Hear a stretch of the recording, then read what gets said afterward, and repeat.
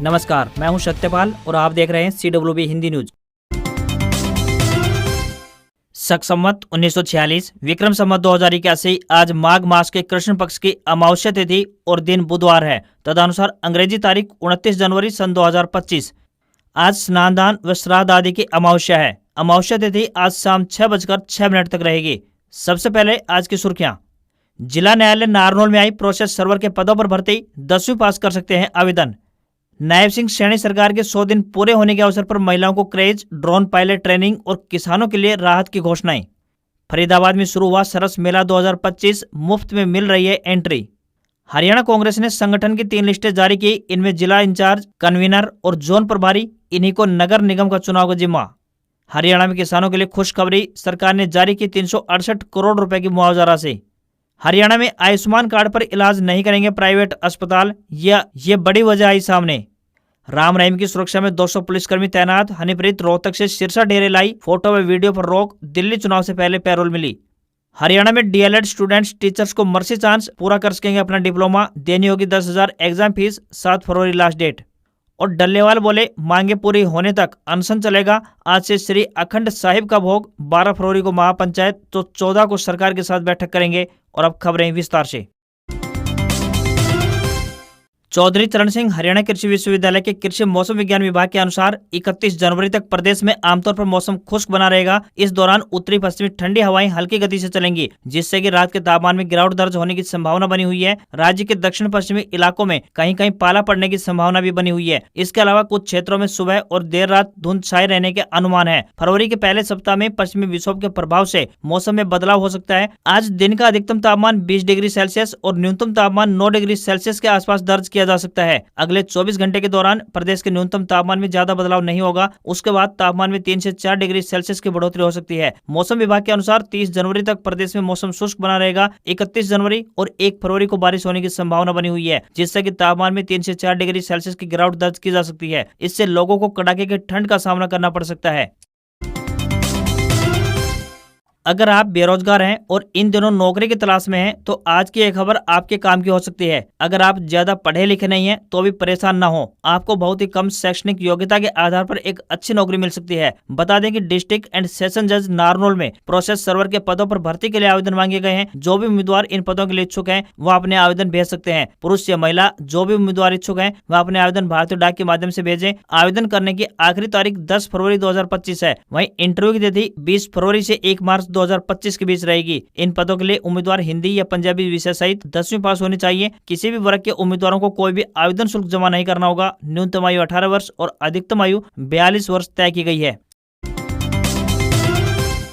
हरियाणा के फरीदाबाद जिले में महिला सशक्तिकरण को बढ़ावा देने के उद्देश्य से सरस मेला 2025 का आयोजन किया जा रहा है। शहर के सेक्टर 12 में 24 जनवरी से शुरू हुए इस मेले का समापन 6 फरवरी को होगा। मेले में हरियाणा के विभिन्न जिलों से आई स्वयं सहायता समूहों द्वारा लगाए गए स्टॉल प्रमुख आकर्षण का केंद्र बने हुए हैं। खास बात यह है कि इन स्टॉल्स को महिलाओं द्वारा संचालित किया जा रहा है। यहाँ पर महिलाओं द्वारा तैयार किए गए उत्पादों की बिक्री की जा रही है, जिनमें खाद्य पदार्थ, परिधान, घरेलू सजावट की वस्तुएं, खिलौने और रोजमर्रा के उपयोग के सामान शामिल है। सरस मेला की समृद्ध संस्कृति को भी दर्शा रहा है। मेले में हर दिन सांस्कृतिक कार्यक्रमों का सफल आयोजन किया जा रहा है। साथ ही विभिन्न राज्यों के कल्चरल शो भी यहाँ आकर्षण का केंद्र बने हुए हैं। पूरे मेले परिसर में हरियाणा की सांस्कृतिक झलक देखने को मिलती है। इस मेले में प्रवेश पूरी तरह से निःशुल्क यानी फ्री रखा गया है, जिससे बड़ी संख्या में लोग यहाँ पर पहुंच रहे हैं। हरियाणा रोडवेज में सफर करने वाले यात्रियों की सुविधा को ध्यान में रखते हुए मुख्यमंत्री नायब सिंह सैनी ने एक और बड़ा फैसला लिया है। अब हरियाणा रोडवेज के बेड़े में 150 एसी बसें शामिल की जाएंगी। ये बसें जून के महीने तक प्रदेश में पहुंच जाएंगी। खास बात ये होगी कि इन बसों में सामान रखने की जगह अधिक होगी, जो पहले से चल रही बसों के मुकाबले दोगुना से भी ज्यादा होगी। वर्तमान में यात्रियों को सामान रखने में कठिनाई होती है और इन नई बसों से यह समस्या दूर होने वाली है। इसके अलावा इन बसों को लंबी दूरी तक आसानी से चलाया जा सकेगा, जो पर्यटन के लिहाज से भी फायदेमंद साबित होगा। सूबे के मुख्यमंत्री नायब सिंह सैनी ने हाल ही में प्रदेश में 600 नई बसों को खरीदने की घोषणा की थी। अनुमान है कि होली से पहले प्रदेश में 15 से 20 नई बसें पहुंच जाएंगी। इसके अलावा 40 सामान्य श्रेणी की बसें भी हरियाणा पहुंचने वाली हैं। इन नई एसी बसों के गर्मियों में प्रदेश में पहुंचने की संभावना है, जिससे कि रोडवेज के बसों में यात्रा करने वाले लोगों को गर्मियों के मौसम में भी राहत मिलने वाली है। ये बसें विशेष रूप से धार्मिक स्थलों और पर्यटन क्षेत्रों तक चलाई जाएंगी, जिससे कि यात्रियों को काफी सुविधा होगी। वर्तमान में रोडवेज के बेड़े को 6000 बसों तक बढ़ाने की योजना है। हरियाणा में भारतीय जनता पार्टी यानी बीजेपी सरकार के तीसरे कार्यकाल के 100 दिन पूरे होने के उपलक्ष्य में आयोजित पत्रकार वार्ता के दौरान मुख्यमंत्री नायब सिंह सैनी ने किसानों के हित में कदम उठाते हुए एक क्लिक से किसानों के बैंक खातों में 368 करोड़ रुपए की बोनस राशि जारी कर दी है। सीएम नायब सिंह सैनी ने बताया कि सरकार ने किसानों के हितों को सर्वोपरि रखते हुए खरीफ 2024 के दौरान प्रतिकूल मौसम की स्थिति के कारण राज्य में उत्पादित की जा रही कृषि एवं बागवानी फसलों पर 2,000 रुपए प्रति एकड़ बोनस देने का बड़ा फैसला लिया गया था। अब तक कुल मिलाकर 1345 करोड़ रुपए की राशि किसानों को जारी की जा चुकी है। आप बैंक में जाकर अपने खाते को चेक करवा सकते हैं।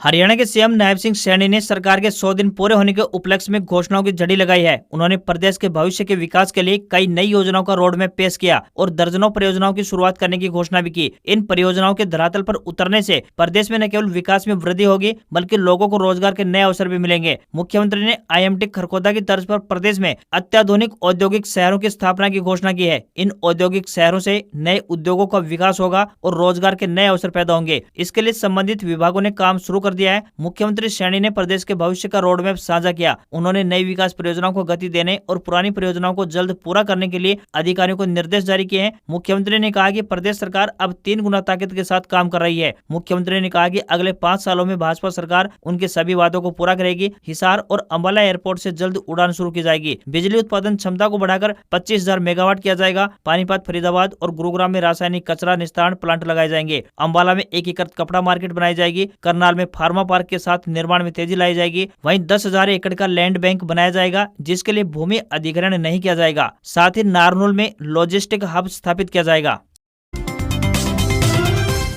हरियाणा के अंबाला जिले में स्थित डोमेस्टिक एयरपोर्ट का उद्घाटन प्रधानमंत्री श्री नरेंद्र मोदी करेंगे। इस बारे में हरियाणा के ऊर्जा और परिवहन मंत्री अनिल विज ने जानकारी दी है। बता दें कि यहां से अब तक 2 घरेलू उड़ानों को मंजूरी मिल चुकी है। अयोध्या और लखनऊ के लिए उड़ानें जल्दी शुरू होने जा रही हैं। यह सहमति हाल ही में सिविल एविएशन और एयरपोर्ट अथॉरिटी ऑफ इंडिया द्वारा दी गई थी। इस संबंध में civil aviation, airport authority of India, police और अन्य विभागों के अधिकारियों की एक संयुक्त बैठक हो चुकी है। नागरिक उड्डयन मंत्री विपुल गोयल ने इस मुद्दे पर मंगलवार को चंडीगढ़ में बैठक बुलाई थी जिसमें दिल्ली के अधिकारी भी शामिल रहे। एयरपोर्ट का लगभग सारा काम पूरा हो चुका है और केवल 10% काम बाकी है। इस काम को पूरा करने के लिए नागरिक उड्डयन मंत्री विपुल गोयल ने अधिकारियों को 28 फरवरी तक का समय दिया है। वहीं अनिल विज ने अधिकारियों को काम में तेजी लाने के निर्देश दिए। उन्होंने एयरपोर्ट की सुरक्षा के दृष्टिकोण से नए उपकरणों और मशीनरी का अवलोकन किया और आवश्यक दिशा निर्देश जारी किए।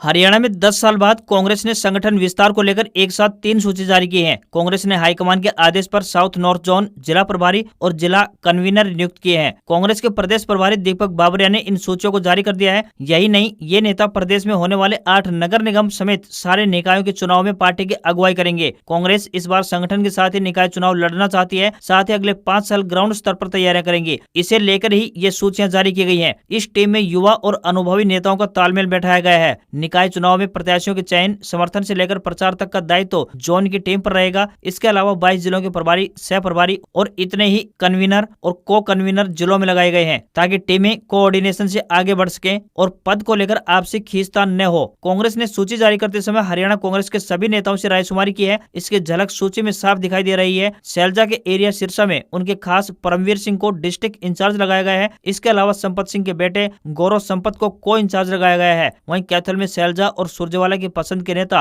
अतर सिंह सैनी को इंचार्ज और सुरजेवाला के खास बरवाला के नेता राजेश संदलाना को इंचार्ज लगाया गया है। हरियाणा में कांग्रेस का 10 साल से संगठन नहीं बन पाया है। इस दौरान 2 अध्यक्ष इस्तीफा दे चुके हैं और मौजूदा अध्यक्ष चौधरी उदय भान को भी लगभग 3.25 साल हो चुके हैं। विधानसभा चुनाव में हार के बाद उनसे पूछा गया तो उन्होंने प्रभारी दीपक बाबरिया पर ही हार का ठीकरा फोड़ दिया। थानेसर से कांग्रेस विधायक अशोक अरोड़ा ने कहा था कि संगठन न होना कांग्रेस के लिए खतरनाक है। लोकसभा और विधानसभा चुनाव में भी इसका खामियाजा भुगतना पड़ा है।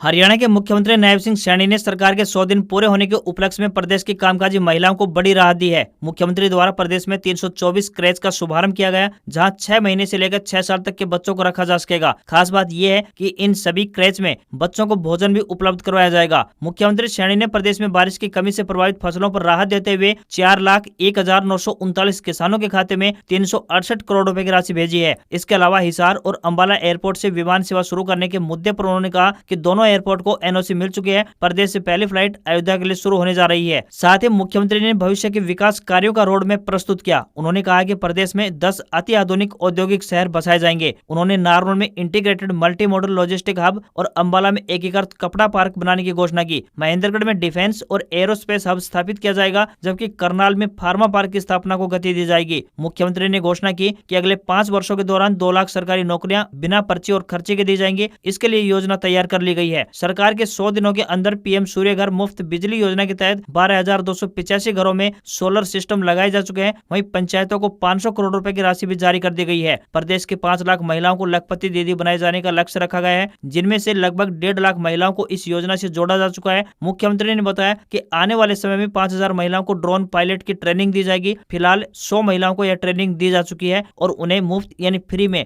ड्रोन प्रदान किए गए हैं, जिनकी कीमत 8 लाख रुपए प्रति ड्रोन है। प्रयागराज के संगम तट पर अमृत स्नान से पहले देर बुधवार रात करीब 1:30 बजे भगदड़ मच गई, जिसमें कई लोगों के मरने की खबर सामने आ रही है। रिपोर्ट्स के मुताबिक अफवाह के चलते लोग भागने लगे। इसी बीच कुछ महिलाएं जमीन पर गिर गई। लोग उन्हें कुचलते हुए निकल गए। खबर मिलते ही 50 से ज्यादा एम्बुलेंस संगम तट पर पहुंच गई है। NSG कमांडो ने मोर्चा संभाल लिया है। घायलों को अलग अलग अस्पतालों में भिजवाया जा रहा है। महाकुंभ में आज मौनी अमावस्या का अमृत स्नान है, जिसके चलते हर तरफ श्रद्धालु ही श्रद्धालु दिखाई दे रहे हैं। प्रशासन के मुताबिक संगम समेत 44 घाटों पर करीब 8 से 10 करोड़ श्रद्धालुओं के डुबकी लगाने की संभावना है। इससे ठीक पहले यानी एक दिन पहले मंगलवार को 5.5 करोड़ से अधिक श्रद्धालुओं ने संगम में डुबकी लगाई। मेला क्षेत्र और शहर में 5.5 करोड़ से ज्यादा श्रद्धालु पहुंच गए हैं। सुरक्षा के लिहाज से 60,000 से अधिक जवान तैनात किए गए हैं।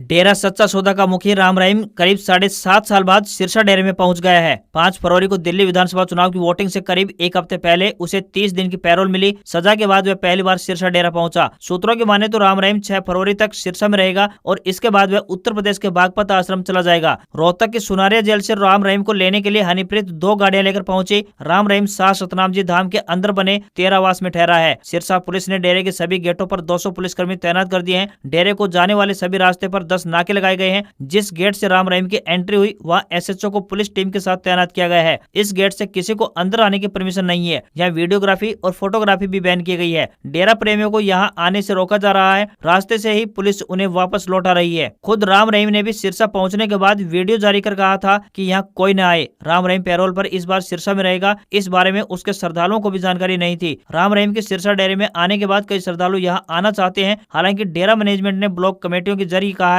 कि जब तक आदेश न मिले कोई यहाँ डेरे में न आए। इस दौरान न कोई जश्न मनाना है और न ही श्रद्धालुओं को यहाँ लेकर आना है। सिरसा पहुंचते ही राम रहीम ने एक वीडियो जारी कर कहा है कि परमात्मा की कृपा से आपके दर्शनों के लिए और आपकी सेवा में आए हैं। इस बार सिरसा शाह सतनाम जी धाम में आए हैं। आपसे प्रार्थना है कि आप सिरसा में न आए, अपने अपनी जगह पर ही रहें। सेवादार जैसा कहेंगे आपको अमल करना है। भगवान आप सबको बहुत खुशियां दे। बहुत बहुत आशीर्वाद। हरियाणा विद्यालय शिक्षा बोर्ड ने DLED प्रवेश वर्ष 2020 व 2021 के छात्र व अध्यापकों को फरवरी में होने वाली परीक्षा में मर्सी चांस दिया गया है। बोर्ड सचिव अजय चोपड़ा ने बताया कि DLED प्रवेश वर्ष 2020 व 2021 के छात्र अध्यापक अध्यापिकाएं जिन्होंने DLED 2 वर्षीय कोर्स में दाखिला लिया था और उनका परीक्षा परिणाम प्रथम व द्वितीय वर्ष में एक विषय या फिर अधिक विषयों में अनुत्तीर्ण होने के कारण डिप्लोमा पूर्ण नहीं हो पाया, उन सभी छात्र अध्यापकों को डिप्लोमा पूर्ण करने के लिए एक मर्सी चांस प्रदान किया गया है। संबंधित छात्र अध्यापक अध्यापिकाओं को प्रत्येक वर्ष की परीक्षा के लिए परीक्षा शुल्क 10,000 रुपए सहित 7 फरवरी तक ऑफलाइन आवेदन करना होगा। बोर्ड सचिव ने बताया कि इसके अतिरिक्त प्रवेश वर्ष 2022-24 में परीक्षा में अनुत्तीर्ण रीअपियर रहे छात्र अध्यापक अध्यापिकाएं जो किन्हीं कारणों से ऑनलाइन आवेदन करने से वंचित रह गए हैं, वे भी निर्धारित शुल्क सहित 7 फरवरी तक अपना ऑफलाइन आवेदन फॉर्म व फोटो संबंधित संस्था से सत्यापित करवाने के उपरांत शिक्षा बोर्ड कार्यालय में जमा करवा सकते हैं। यदि किसी संस्था को आवेदन करने में किसी प्रकार की कोई कठिनाई आती है तो दूरभाष नंबर 01664 254 305 पर संपर्क कर सकते हैं।